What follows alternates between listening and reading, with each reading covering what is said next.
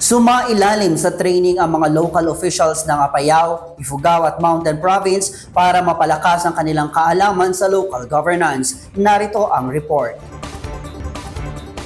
Nagpapasalamat ang ilang opisyal sa Cordillera sa patuloy na paggabay ng Department of the Interior and Local Government o DILG upang mapabuti ang kanilang pamamahala sa komunidad. Ayon sa kanila, malaki ang epekto ng isinagawang newly elected officials plus refresher course ng DILG para sa mga re-elected local officials nitong Miyerkules hanggang Biyernes. I observe that this is very important. Every elected officials knew man when no dagay parbaro for us to implement our programs, good governance to our constituent.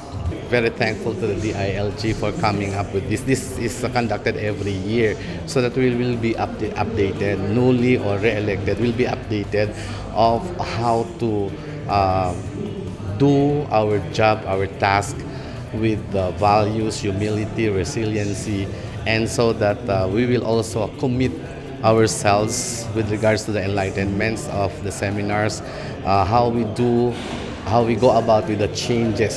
So it is not just changes because every day there is a change, but really how to go about it using our heart and our minds to deliver the needs of our fellow Ikabugao. Bilang isang young legislator naman ay umaasa si Councilor Chamson Tianggoy na mas mabibigyang halaga ang boses ng mga batang konsehal dahil sa training. With hope, through this program, we have that hope that our engagement as young legislators be appreciated.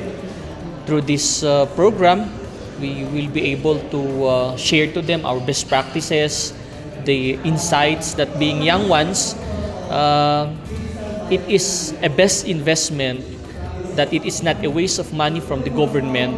However, this investment will be very significant because we will apply the learnings for us to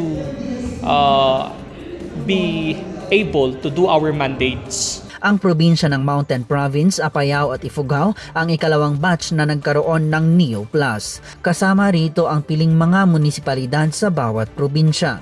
Ang Neo Plus ay programa ng DILG na naglalayong mapalakas ang leadership at governance competencies ng mga lokal na opisyal upang mas mabigyan nila ng angkop at tamang programa at serbisyo ang komunidad.